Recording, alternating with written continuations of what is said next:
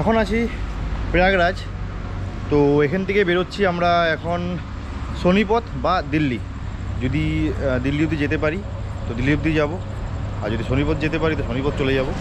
তো লোকেশান এখন ঠিক করিনি আমরা। তো এখন বাজে রাত কটা, 10:30 বাজে, 10টা বাজবে যেতে বেরোতে বেরোতে, 9:30 বাজে আমাদের বেরোতে বেরোতে রাত 10টা বাজবে। এবার যারা তোমরা আগের ব্লগ দেখেছো তারা জানো আমরা আজকের দিনই সকাল 10:30টার সময় এখানে এসে প্রয়াগরাজে এসে হোটেল নিয়েছি। হোটেলটা হলো এটা, সেরকম কিছু নেই, মানে নর্মাল উপরে একটা রুম আছে, নিচে খাওয়া দাওয়ার ব্যবস্থা রয়েছে। তো যারা যারা মানে আগে দেখেছো ভিডিও সেটা তারা বুঝতে পারবে। তো আমরা আজকেই সকালবেলা মানে কালকে সারা নাইট আমরা রাইড করে 800 কিলোমিটার রাইড করে আমরা প্রয়াগরাজে এসেছি। আর এখানে এত গরম, তার জন্য ডিসিশন আমাদের চেঞ্জ করতে হলো, কারণ কি সকালবেলা আমরা গাড়ি যদি সকাল 5টার সময় বেরোই এখান থেকে, তো এই হাইওয়ে দিয়ে মানে অবস্থা খারাপ হয়ে যাবে। 40-45 টেম্পারেচার রয়েছে, চালানো সম্ভব হবে না। তো আমরা বিকালে একটু ঘুমিয়ে নিলাম, তো রেস্ট নিয়ে প্রপার রেস্ট নেওয়া হয়ে গেছে। বাদবাকি এখন এখান থেকে আমরা বেরিয়ে পড়বো সোজা দিল্লি বা সোনিপথ, যেখানে আমরা যাই সেটা চলো মানে যেতে যেতে ডিসিশন নিয়ে নেবো যে কোথায় আমরা যাব। কিন্তু আমরা নাইটে ড্রাইভ করবো, কারণ দিনের বেলা আমরা অ্যাভয়েড করছি এই গরমের জন্য, আর কিছুই না। বাকি কথা হেলমেট সেটআপে আসছি, তারপরে যেতে যেতে কথা হচ্ছে। আর হোটেল ডিটেলস কিছু দেওয়ার নেই এখানে, কারণ একদম মানে বেসিক একটা হোটেল, আমি কিছু আলাদা কিছু মানে তোমাকে সাজেস্টই করবো না যে এখানে আসার জন্য। যদি তোমরা কেউ প্রয়াগরাজে আসো তো প্রয়াগরাজের শহরের ভিতরে অনেক হোটেল আছে। আমরা মানে শহরটা অ্যাভয়েড করে আমরা এসছি এনএচে। তো এনএচে এখান থেকে আমরা 30 কিলোমিটার যাবো, গঙ্গা এক্সপ্রেসওয়ে ধরবো, সেখান দিয়ে আমরা বেরিয়ে পড়বো আমাদের দিল্লির উদ্দেশ্যে। তো এই জন্য আমরা এখানে হোটেলটা নিয়েছি। তো আমি সাজেস্ট করবো তোমরা মানে এনএচে অত ভালো হোটেল পাওয়া যায় না, আমাদের মেন শহরেই ঢুকতে হবে। আমি সবাইকে সাজেস্ট করবো তোমরা শহরের দিকেই গিয়ে থাকো। আর যদি কারো ইচ্ছা হয় তো এনেচেও আসতে পারো। হোটেল কিন্তু সামান্য, মানে একদম 1-2 হোটেল আছে, এর বেশি পাবে না। তো ওইখানে বেশি আর কথা বাড়িয়ে লাভ নেই। 9:30 বাজে, 10টার সময় আমরা মোটামুটি রেডি হয়ে গেছি। 10টার মধ্যে মোটামুটি সবাই নেমে পড়বে। আর চলো হেলমেট সেটআপে আবার কথা হচ্ছে।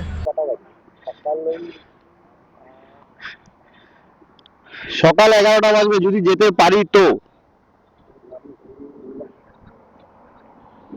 ওকে, তো আমরা রেডি। 10টা বেজে গেছে, ওই বেরোতে বেরোতে যেরকম হয় আর কি। তো আমরা অ্যাকচুয়ালি গরমের জন্যই পালাচ্ছি, যা গরম এখনই পুরো ভিজে গেছি, তাই তো? হ্যাঁ, তো এখনই পুরো এই অবস্থা। আর কালকে সকালে যদি বেরোতাম মানে যেতে যেতে স্টক হয়ে যেতাম। বিশাল রোদের তাপ, বিশাল, এই জন্য আমরা রাতের বেলায় পালাচ্ছি। দরকার পড়লে দিল্লি গিয়ে স্টে করে যাবো, কোনো ব্যাপার না, কিন্তু এখান থেকে আগে বেরোই, মানে বিভৎস গরম। তো চলো যেতে যেতে কথা বলতে বলতে, গাড়ি চালাতে চালাতে, তোমাদের দৃশ্য দেখাতে দেখাতে এগোই। হুঁ। তো লোকেশন সেট করে নিয়েছি সোনিপথ। যেতে তো পারবো না আমি জানি, 700 কিলোমিটার মতন আছে। সময় হয়েছে 9:51, মানে 10টা বাজতে 9 মিনিট বাকি। সব রেডি, চলো। গঙ্গা এক্সপ্রেসওয়ে এখান থেকে আবার একজন বলছে 8 কিলোমিটার দূরে, আবার কেউ বলছে ম্যাপে দেখাচ্ছে 30 কিলোমিটার দূরে, আমি তো বুঝতে পারছি না। যাই হোক, হ্যাঁ, তো এবার ফগ লাইটটা তো লাগবেই, নাহলে কিছু দেখা যাবে না। আর আপারটাও জ্বালিনি। পুরো ঘেমে গেছি, পুরো ঘেমে গেছি। রাত 10টার সময় এরকম গরম থাকে, দিনের বেলা ওই ভয়ে সব পালিয়ে এসেছি। ঘুম মোটামুটি হয়েছে, 4 ঘন্টা মতন ঘুমিয়েছি, কিন্তু সেরকম ভাবে রেস্ট হয়নি। এরকম করা উচিত না, সেটা বুঝতেই পারছি, কিন্তু কিছু করার নেই, এখানে পালিয়ে যাচ্ছি। এখন দেখা যাক, সকাল অব্দি দেখা বলে সকাল ভোরে ভোরে দিয়ে গাড়ি চালাবো, দেখা বলে হোটেল নিয়ে স্টে করে যাবো। কিন্তু এখান থেকে আমার এখানে থাকতে আর ইচ্ছে করছে না, এখান থেকে বেরাবো। এই রাতে আর তোমাদের কিছু দেখানোর নেই, তাও যতটা পারবো ততটা দেখাবো, ব্লগ করবো। এখন গাড়ি ছেড়েছি আমরা 804 কিলোমিটার, আমার মিটার মানে ট্রিপ জিরো করা ছিল বাড়ি থেকে। তো এখানে 800 কিলোমিটার এসেছিলাম, এখন 804 হয়ে রয়েছে। তো দেখবো কতটা গিয়ে স্টে করি, আবার মানে একটা টি ব্রেক নেবো যখন, ওই ধরে 100-150 কিলোমিটার যতটা যেতে পারি আর কি। তো বাকি দেখা যাক, আর যেতে যেতে কথা বলতে বলতে তোমার দেখতে থাকা ব্লগ। তো গঙ্গা এক্সপ্রেসওয়ে আমরা একদম কাছে চলে এসেছি, 30 কিলোমিটার হোটেল যেখানে আমরা ছাড়লাম গাড়ি, আর 1 কিলোমিটার গঙ্গা এক্সপ্রেসওয়ে আছে। আর মেরঠ বাঁ দিক দেখাচ্ছে। গাড়ি চালাচ্ছি 75-80 এই স্পিড মেনটেন করছি। গঙ্গা এক্সপ্রেসওয়ে লেফট সাইড, লোকেশনও টাইম সেট করা আছে। তো লেফট সাইড 500 মিটার আর 500 মিটার।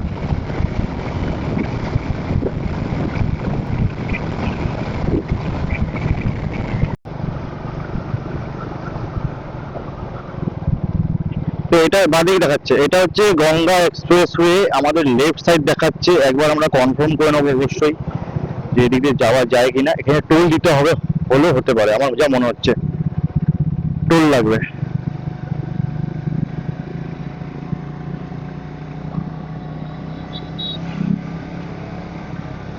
একবার জিজ্ঞাসা করে নি।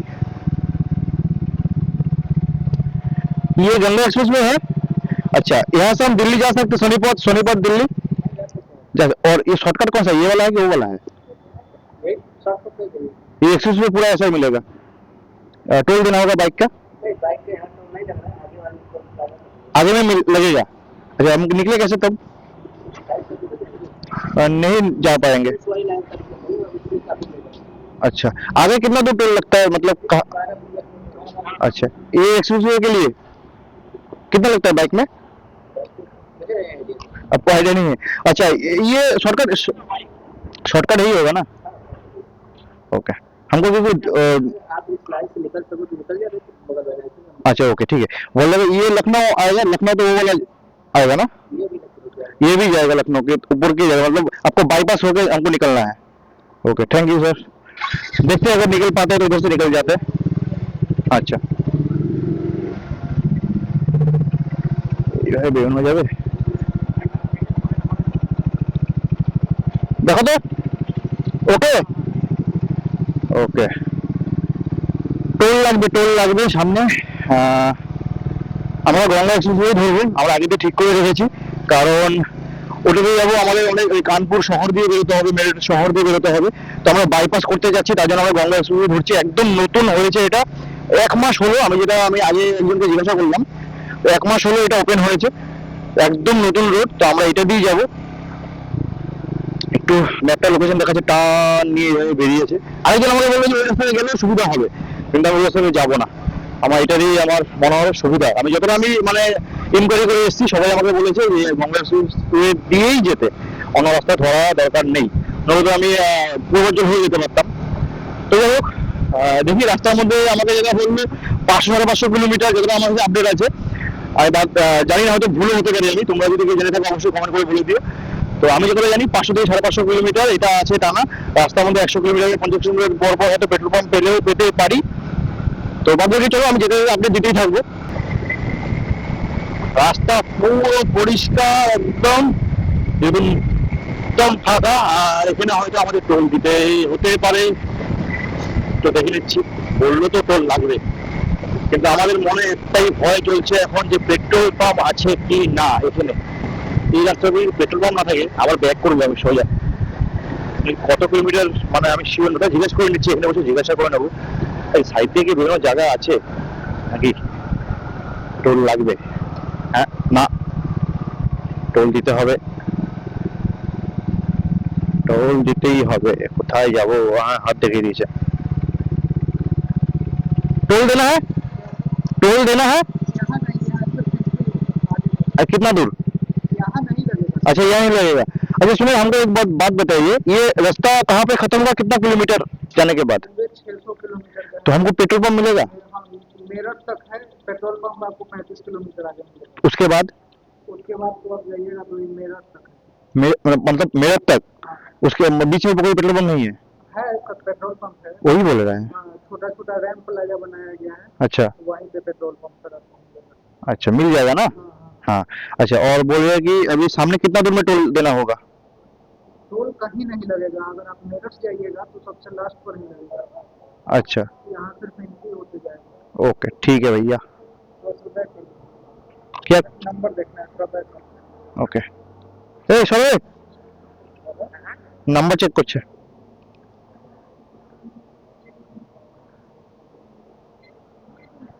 এই ব্যাপারটা বুঝে নিতে হবে যে আমি মেরঠ দিয়ে গেলে সুবিধা হবে না, সোজা গেলে মানে টোল দিয়ে বেরোলে সুবিধা হবে, একটু বুঝে নেবো সেটা পরে। আগে যাই। कोई स्लिप दीजिएगा। এখন স্লিপটা কোথায় রাখি?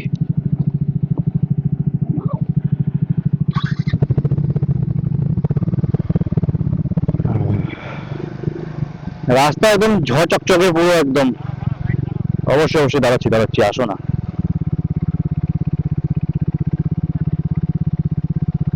টোল লাগছে না, টোল লাগছে না।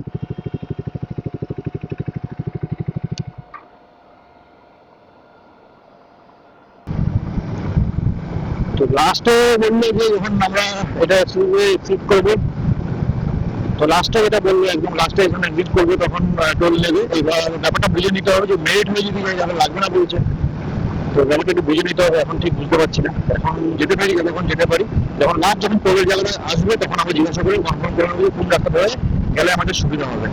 তো এখন যেতে থাকি, ওই আমরা 80-85 স্পিড মেনটেন করে করে চালাচ্ছি আর কি।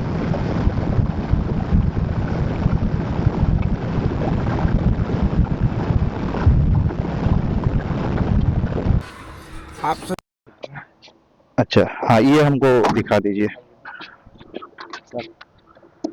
ये आप पहले इसको आप देख लीजिए। ठीक है।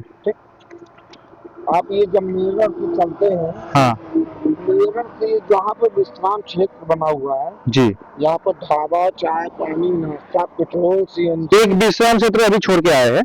हाँ, तो वहाँ पर आपको मिल जाता है। हाँ, वहाँ पे एक पेट्रोल पंप देखे, लेकिन उस तरफ रास्ते के उस तरफ था तो हम जा नहीं आप पाए। नीचे लूप एरिया उतरने के लिए बना था ना। हाँ तो देखे, ठीक है, अभी तो जरूरत नहीं। अभी हमको नेक्स्ट पेट्रोल पंप कहाँ मिलेगा? आपको ये मिलेगा 481 पे।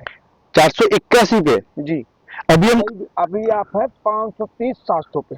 530-700 पे है। अब 1 किलोमीटर जब आगे जाएंगे, हाँ 700 मीटर आगे जाएंगे तो वहाँ पर 529 बन जाएगा। 529 बनेगा, ठीक है। आगे ऐसे मतलब लिखा हुआ है। अच्छा 480 का उसमें दिखाएगा, तब हम लोग को मिल जाएगा। हाँ 480, 481 पे मिल जाएगा। 481 पे, 481 आगे। चलिए ये हमको दे दीजिएगा, ठीक है। जी, और के लिए बोल रहे कि वो जो लूप से नीचे जाके Okay. फिर एक काठा उठा के नीचे उस पर जाने के लिए। हाँ हाँ, वो ठीक है। तो अच्छा पूरा, हाँ ठीक है, तब तो पूरा एकदम लिखा हुआ ही है, कोई टेंशन नहीं है। बस चलो मेरठ तक जाएंगे तो मेरठ तक आपको विश्राम क्षेत्र, अभी आपको विश्राम क्षेत्र कितने मिलेंगे? 1 2 3 4 5 6 7 8 विश्राम क्षेत्र। सब जगह पे लूप, हर जगह आपको डीजल, पेट्रोल सब मिल जाएगा। Okay, thank you. थैंक। आप महिला इतना रात को बस बहुत टेंशन होता, चलो वही बहुत टेंशन हो रहा था क्योंकि एक पेट्रोल पंप नहीं है। मतलब ये बहुत टेंशन में आ गया था सर। आप लोग कोई सरकारी जॉब करते होंगे ना सर? नहीं, हम लोग राइड करते रहते हैं। अभी जाएंगे हिमाचल प्रदेश, अच्छा, तो स्पीति राइड है। मतलब रिलेटिव हैं, हमारे मामा जी हैं, जी, वो भी गए हैं काठमांडू। अच्छा अच्छा। तो ये रोड तो कितना दिन हुआ बना हुआ है? ये रोड अभी तक 29 मई से स्टार्ट हुआ। अच्छा, टोटल कितना? 589 किलोमीटर है ना कितना है टोटल? टोटल ये इसमें तो दिया गया है 589, लेकिन हाँ, हाँ। टोटल आपको 601 किलोमीटर। 600। ये जाने के दिल्ली क्रॉस करके उतरेगा पूरा?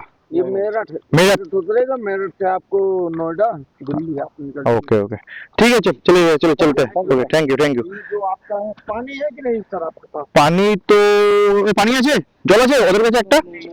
पानी कैंपर में नहीं है। नहीं, आज कहाँ भरा है उधर?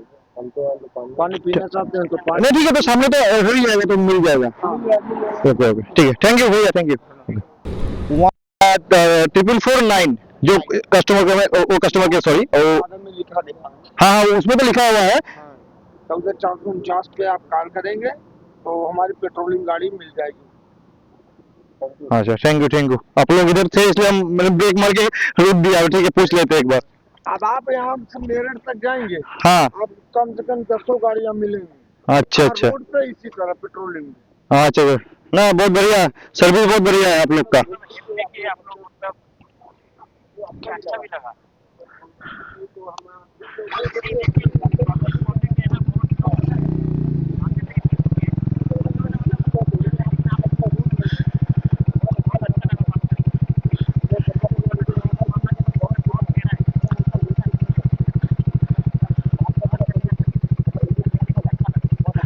चलो भैया निकलते हैं। ओके चलो। हाँ, তো আমরা এখানে 530, তোমরা ক্যামেরা দেখতে পাচ্ছ না, দেখাচ্ছি দাঁড়াও। পুরো চ্যাটটা আমরা পেয়ে গেছি তোমার কাগজ পেপারের মধ্যে। 5306 লেখা। তো এটা 481 যখন হবে তখন আমরা একটা মানে রেস্ট একটা এরিয়া পাবো, ওখানে পেট্রোল পাম্প আছে। তো প্রত্যেকটা কাগজের মধ্যে কোথায় কোথায় রেস্ট এরিয়া আছে, কোথায় কোথায় পেট্রোল পাম্প আছে, সব করে দেওয়া রয়েছে।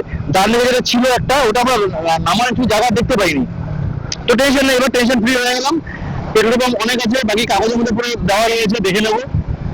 আর শুরুই করে টেনশন করছিল যে পেট্রোল পাম্প নেই কেন, সেটা হতেই পারে না, পেট্রোল পাম্প থাকবেই থাকবে। যত 590 কিলোমিটার ধরে যাবো, 590, ওরা বলছে 601 অব্দি এক্সপ্রেস ওয়ে পুরো টানা এরকম। মানে তোমরা ভাবতে পারছো এরকম একটা এক্সপ্রেস ওয়ে বানানো যেটা 600 কিলোমিটার টানা, কিচ্ছু নেই। এটা যদি দিনের বেলা, যে কেউ যদি দিনের বেলা ক্রস করো না, তাহলে কি হবে জানো, ওই গরমের মধ্যে মানে সানস্ট্রোক হয়ে যাবে যদি বাইকে কেউ ট্রাভেল করে। তো এতটা ডেঞ্জার, একটা গাছ নেই, কোথাও কিছু নেই যে দাঁড়িয়ে একটু বসবে, রেস্ট নেবে, কিচ্ছু নেই। 600 কিলোমিটার মানে আমাদের এদিকে শিলিগুড়ি 600 কিলোমিটার, এতটা টানা যদি এদিকে যায় মানে সানস্ট্রোক হয়ে যাবে। তো একটা দিক দিয়ে একটু নিশ্চিন্ত, পুরো রাস্তা একদম মেনটেন করা, প্রত্যেকটা জায়গায় বোর্ড লেখা রয়েছে। তো 481 যখন আমরা যাবো তখন আমরা তেল ভরে নেবো, তেল ভরেছি, বেশি তেল ঢুকবে না, 3-4 লিটার তেল ঢুকবে।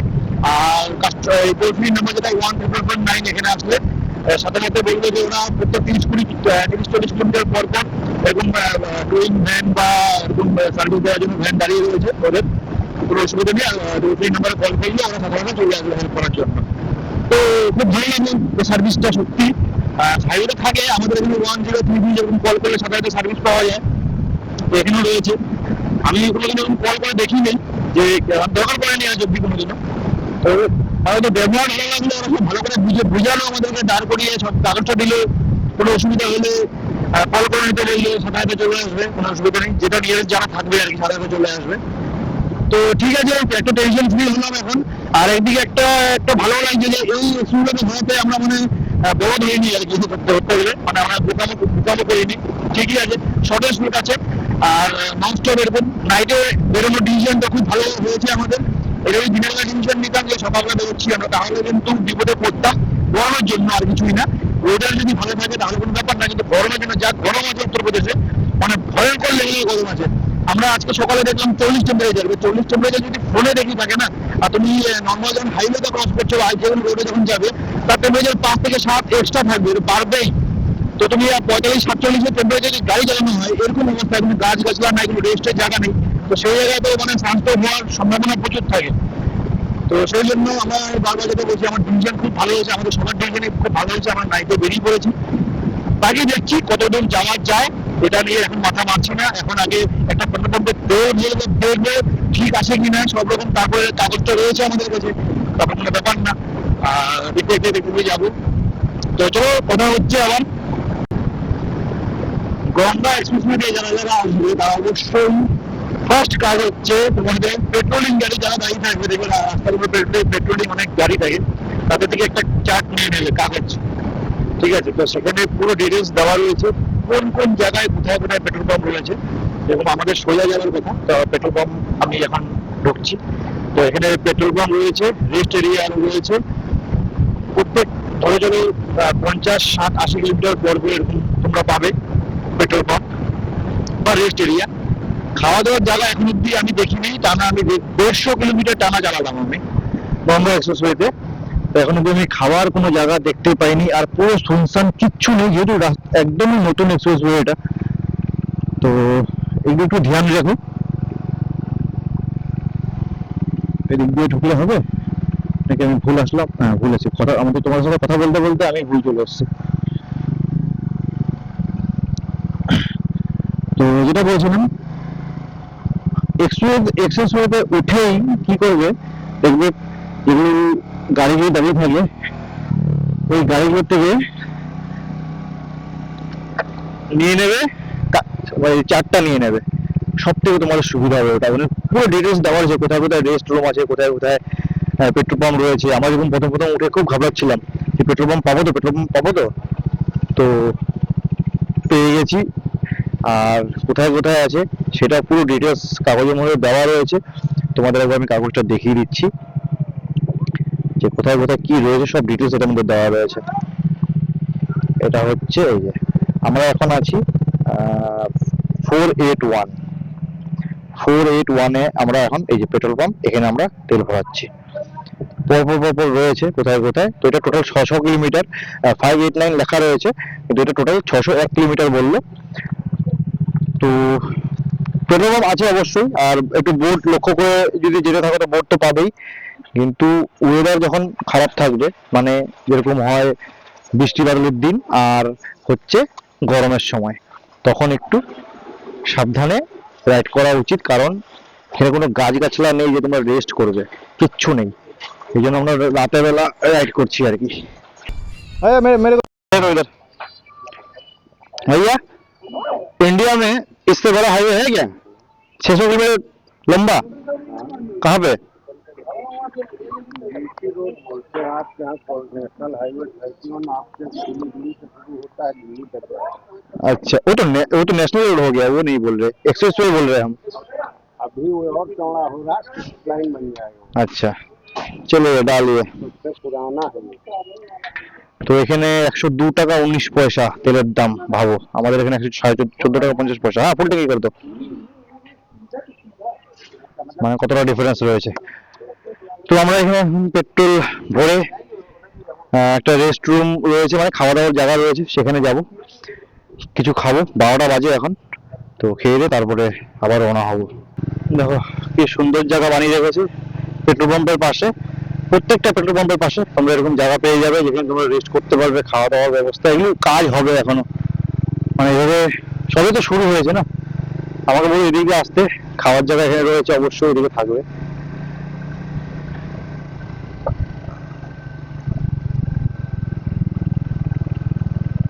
আমি কি ভুল আসলাম? যা দেখতে পাচ্ছি এখানেই তো হওয়ার কথা।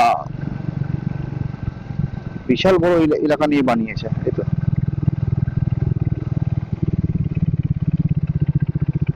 এদিকেই হবে, ওই তো পেয়ে গেছি। আর এদিকটা হয়তো আসার জায়গা ছিল, আমি খেয়াল করিনি। এটাই এটাই এটাই, অনেক বড় জায়গা নিয়ে করা। এখানেই রেখে দিই।